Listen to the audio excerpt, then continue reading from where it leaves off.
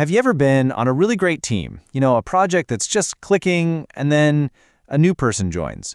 All of a sudden, everything kind of shifts, right?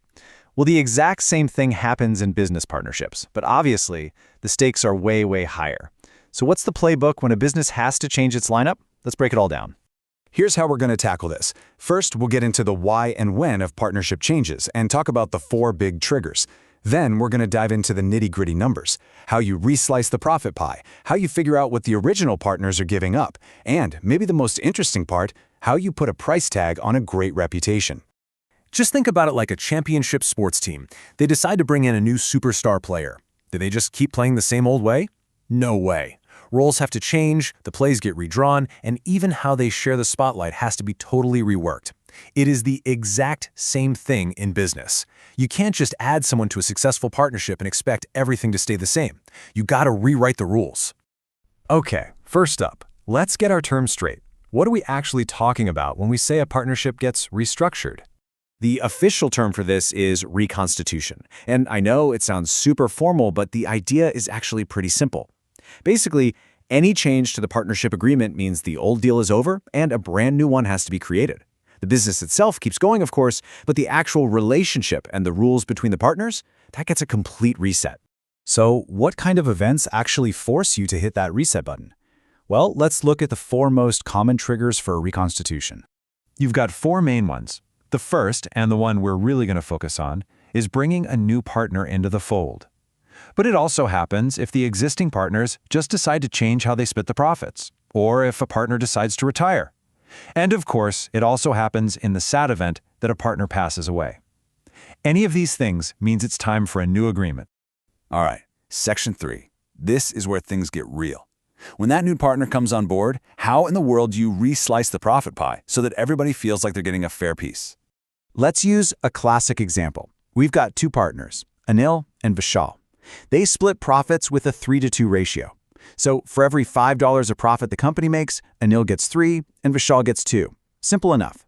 But now they're bringing in a new partner, Sumet, and they've promised him a 1/5 share of all the profits going forward. The question is, how does that change the math for our original guys, Anil and Vishal? The logic here is actually pretty easy to follow. First, you take Sumit's 1/5 share right off the top. So what's left for the original partners? Well, that's 4/5 of the total profit. Anil and Vishal then split that remaining 4/5 based on their old 3-2 ratio. So Anil gets 3/5 of that remainder and Vishal gets 2/5. You do the math and boom, you get your new profit-sharing ratio, 12 to 8 to 5. But wait, it's not just about doing the new math. When you bring someone new in, you have to acknowledge what the original partners are, well, what they're giving up. And that brings us to a really crucial idea, the sacrifice. This is what's called the sacrificing ratio. And what it does is it measures exactly how much of their own share each original partner had to give up to make room for the new person. The formula couldn't be simpler. It's just their old share minus their new share. And trust me, this isn't just some random accounting exercise. It's fundamental to being fair, and it often decides how the new partner has to compensate the old ones. Okay, let's run through another quick example to really nail this down. We've got Rohit and Mohit, who used to share profits 5-3. They brought in a new partner, and now their share of the new pie is 4-2. So the big question is, who sacrificed more to make that happen? So we just plug in the numbers, old share minus new share for each partner. And when you do, it reveals their sacrificing ratio is 3-5. Now here's the really interesting takeaway. Even though Rohit was the senior partner in the old arrangement, it was actually Mohit who gave up a bigger slice of his personal stake to bring the new partner on board. See? That's why this calculation is so important. So far, we've been all about the hard numbers, right? Profits you can count. But what about the stuff you can't easily count? A new partner isn't just joining a spreadsheet. They're joining a reputation, a customer list, a certain momentum. So how on earth do you put a price on that? Well, that's where this idea of goodwill comes in. And the source material puts it perfectly.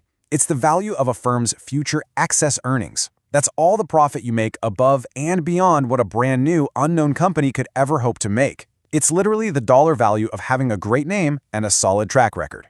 So where does this magical goodwill come from? Well, it's a bunch of things. It could be you're in a killer location. Maybe you've got a brilliant management team. It could be that the market conditions are just perfect for you. Or maybe you have special advantages, like patents or exclusive licenses. All these things let you earn those super profits that make your business worth more than just its physical assets. Okay, so how do you put a number on it? One of the most common ways is called the average profits method. The thinking here is that a buyer is essentially buying a piece of your future profits. So in this case, we're going to look at a firm's profit over the last 5 years, and we'll say its goodwill is worth 4 times that average annual profit. As you can see here, this firm's been doing pretty well. Profits have been solid and generally trending up over the last 5 years.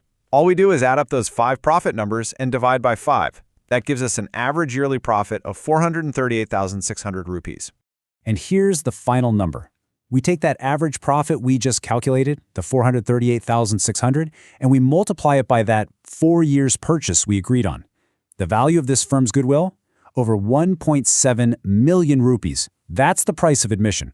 That's the compensation the new partner pays for the sacrifice the original partners made in building this incredible reputation. So we've walked through the formulas for new ratios, for sacrifice, for goodwill, and yeah, the numbers are clean, they're precise, but they only exist for one reason: to keep things fair and maintain trust in a very human relationship.